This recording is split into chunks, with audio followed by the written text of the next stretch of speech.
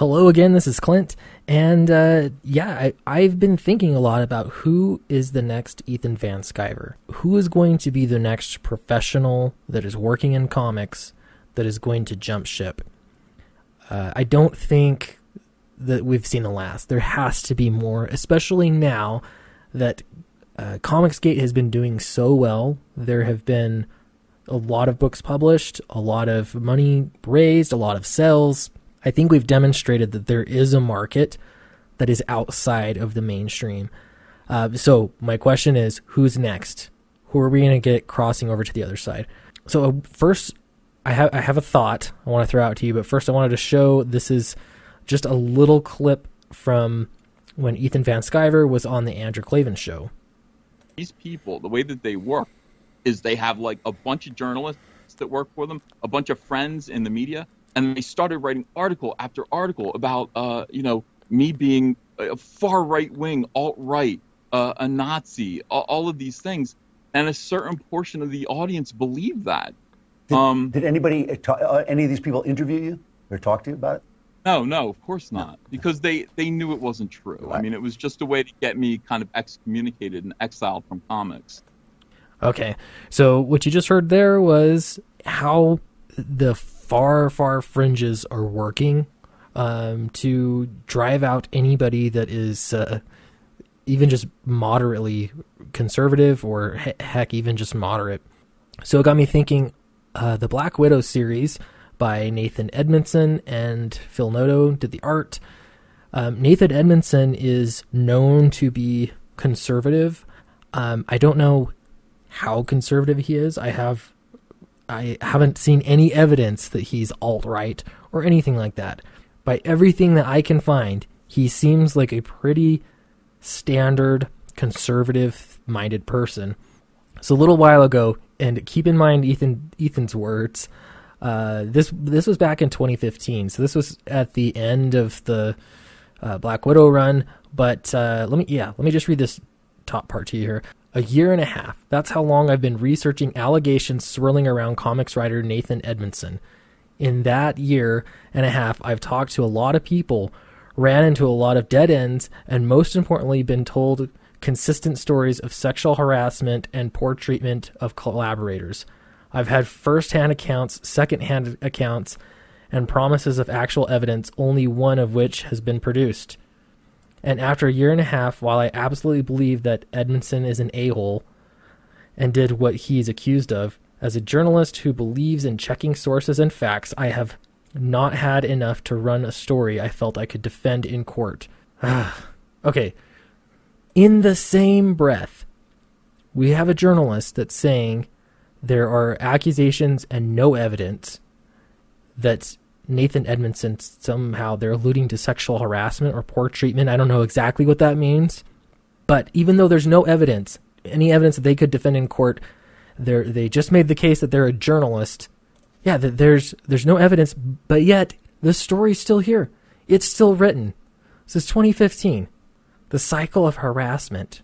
While sniping has been happening against Edmondson by other creators for quite some time, this news has been covered by so many due to Marvel's announcement that Edmondson is the writer on the new Red Wolf series. While the series is great in that it features a Native American lead character, as well as a Native American Jeffrey Verridge, I'm sorry if I pronounced that wrong, provided covers, character design, and consulting. It also has the troublesome Edmondson as the writer. This has led to many to wonder and question their support for the book as a whole. It absolutely makes me, again, question Marvel's decision-making process and their commitment to progressive and positive change. Okay, Edmondson, obviously, I mean, let's think this through for a minute. Marvel is willing to dump on their fans. They're willing to dump on any creator that has publicly expressed a different opinion.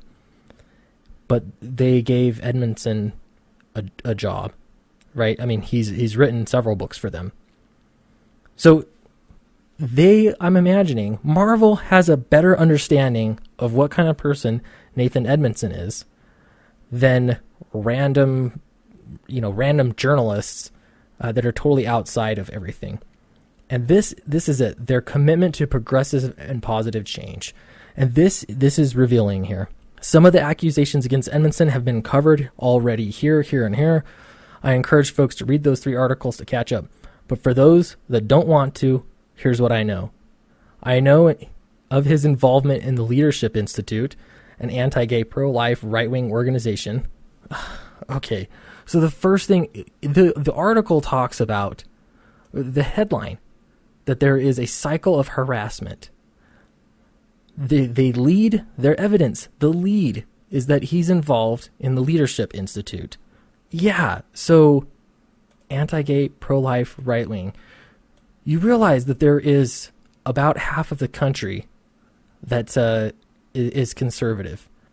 Do they believe in bombing abortion clinics? That would be extreme. Or do they just oppose abortion?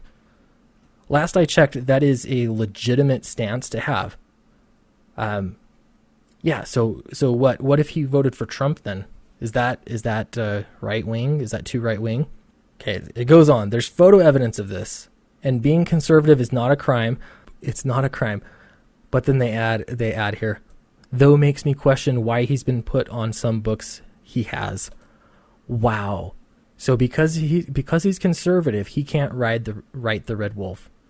Because he's conservative, he can't write Black Widow. He can't write a strong female lead because he's conservative. This is the kind of stuff that, I always hear that, well, conservatives are just not creative. That's why they don't work in creative mediums. Well, part of the reason conservatives don't work there is because they're not welcome there. I mean, you've got to keep your mouth shut tight if you want to work in those kinds of creative fields. I have been told secondhand of sexual harassment attempts at firsthand accounts have gone nowhere. Right, so you've had secondhand accounts of sexual harassment. That's a massive claim, and to then publish it, and then you fully admit you have no firsthand account. They've gone nowhere. So why are you publishing it then? This is insane. I've been told 2 firsthand accounts of troublesome dealings with other creators. What does that mean? What exactly does that mean? Anybody that works in business, especially working in a creative partnership, you're working with people. There's going to be friction. There's going to be different ideas. Anybody that's worked on a creative team knows it's not all peaches and cream all the time. But what do these troublesome dealings mean? Am I supposed to take that and decide I'm going to go punch a Nazi? It makes no sense. Let's see, that was never ran as it would have identified the claimant, and there was no way to run it anonymously. Well, yeah, don't make accusations if you can't back them up. I have been told both through first and second-hand accounts of general disrespect towards women. This is another thing. I mean, what does that mean? Does that mean you can't criticize a woman? I mean, there's no evidence here. I don't know what exactly that means. Did he not hold a door open? Did he actually sexually assault somebody? We don't know. There's no evidence.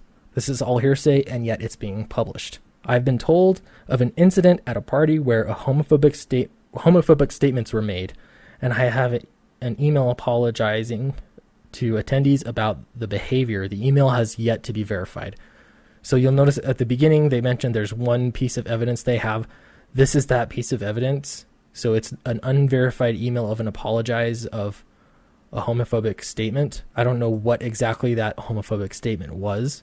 And they don't even know if this apology letter was from Nathan. So again, none of this is evidence, but yet you're willing to run with it.